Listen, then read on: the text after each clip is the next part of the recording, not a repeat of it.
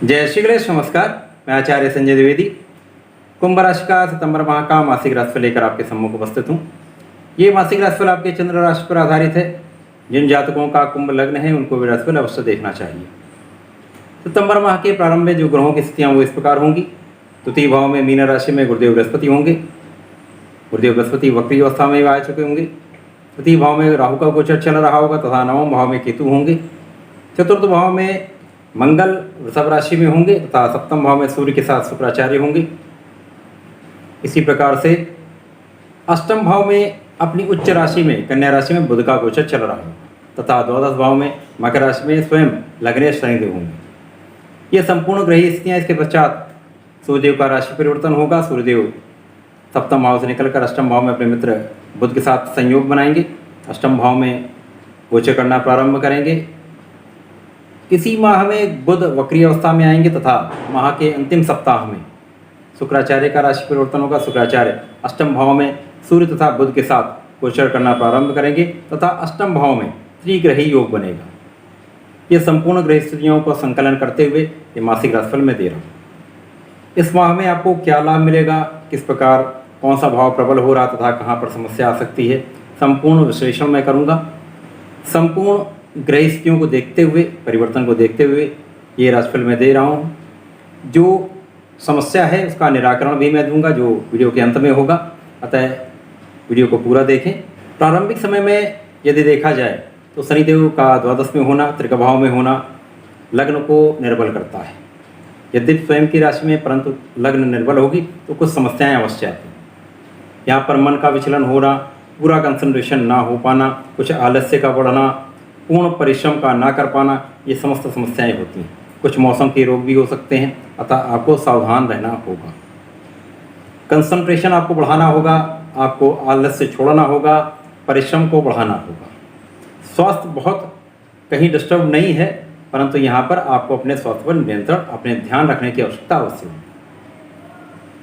द्वितीय भाव में गुरुदेव बृहस्पति का होना स्वयं की राशि में होकर बहुत बलवान स्थिति बना रहे हैं। यहाँ पर गुरुदेव बृहस्पति होंगे तो ये बहुत प्रबल स्थिति, ये धन के परिप्रेक्ष्य में, परिवार के परिप्रेक्ष्य में बहुत प्रबल स्थिति बना रहे हैं। यहाँ पर गुरुदेव बृहस्पति जब होंगे धन का भाव प्रबल होगा, धन का प्रचुर लाभ मिलेगा, पारिवारिक संपत्ति का भी लाभ मिलेगा, परिवार से पूरा सहयोग आपको मिलेगा। षष्टम पे दृष्टि डालेंगे गुरुदेव बृहस्पति तो यहाँ पर आपके शत्रुओं का विनाश तय है। आप ऋण से मुक्त होंगे, आप अपने रोगों से भी मुक्त होंगे। उसके पश्चात आपकी आयु की रक्षा गुरुदेव बृहस्पति कर रहे हैं। यहाँ पर गुरुदेव बृहस्पति का प्रभाव आपके दसम भाव से है तो दसम भाव को प्रबलता दे रहे हैं। कार्यक्षेत्र आपका अच्छा रहने वाला है, कार्यक्षेत्र में आपको सफलता अवश्य मिलेगी। तृतीय का राहु पराक्रमेश जो मंगल है उनकी राशि में राहु का होना कुछ डिस्टर्बेंस निश्चित रूप से लाएगा। यहाँ पर मित्रों के साथ सहयोग नहीं बन पाएगा, छोटे भाई बहनों के साथ कहीं ना कहीं कुछ समस्याएं देगा, परंतु यहाँ पर तृतीय भाव का राहु अच्छा फल देता है तो निश्चित रूप से आपके भाग्य में कहीं ना कहीं कुछ प्रबलता अवश्य आएगी, अचानक आपको लाभ मिलेगा। राहु का जो नेगेटिव प्रभाव पड़ेगा वो जाकर आपके सप्तम भाव पर पड़ेगा। सप्तम भाव पर जब ये दृष्टि डालेंगे तो यहाँ पर आपके जीवन साथी के साथ मतभेद का होना, क्लेश का होना निश्चित रूप से होगा। जीवन साथी के स्वास्थ्य में समस्याएं उत्पन्न करेगा।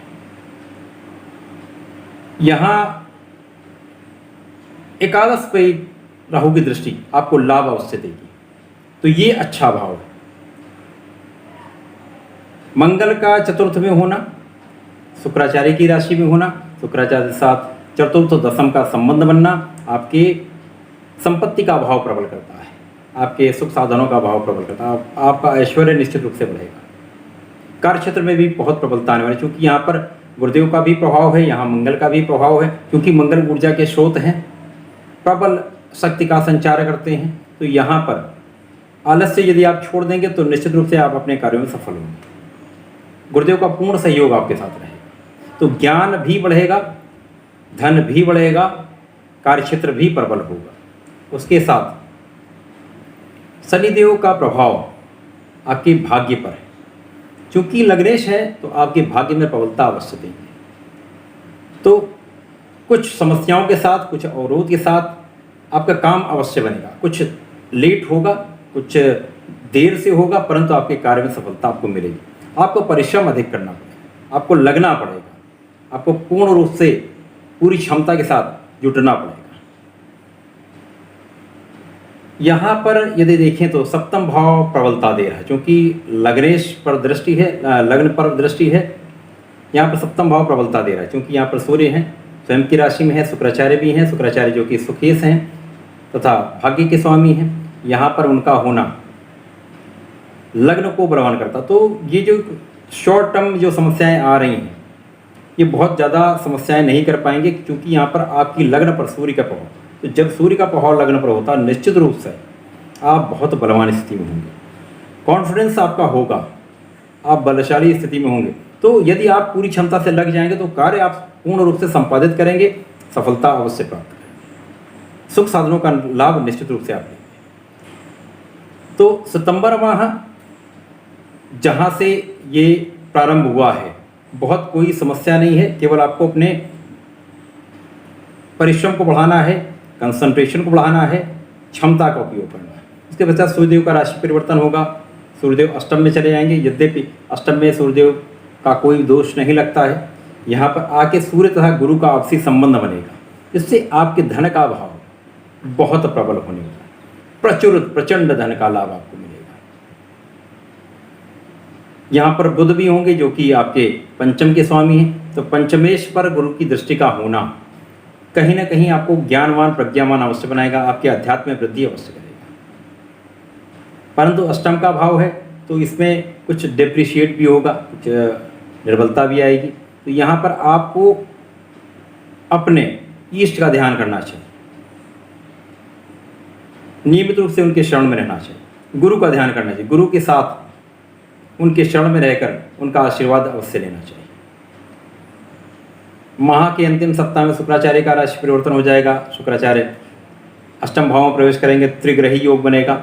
अब जो सुख का स्वामी है, लाभ और भाग्य का स्वामी, उसका अष्टम में आना ये कुछ निर्बलता देगा, परंतु शुक्राचार्य को यहाँ का कार्यकत्व प्राप्त है तो बहुत निर्बलता नहीं आएगी। परंतु यहाँ पर कुछ समस्या तो अवश्य आएगी। सुख साधनों का उपभोग जिस मात्रा में, जिस क्षमता से आप कर पाएंगे, वो उस क्षमता से आप नहीं कर पाएंगे। तो कुल मिला के ये जो माह है, आप परिश्रम करें, लाभ अवश्य मिलेगा, धन का आपको लाभ मिलेगा, सुखों का पर्याप्त, आप सुख साधनों का पूर्ण रूप से आप उपयोग करेंगे। यहाँ पर कुछ सावधानी रखनी होगी आपको, क्योंकि शनिदेव की राशि है, 7.5 का प्रभाव चल रहा है, तो आपको नियमित रूप से प्रत्येक शनिवार को चौमुखी दीपक अवश्य प्रज्वलित करना चाहिए। शनि मंदिर में जाकर शनिदेव के समक्ष यदि चौमुखी दीपक प्रज्वलित करते हैं, सरसों के तेल का दीपक होता है, तो आपको लाभ अवश्य मिलता है।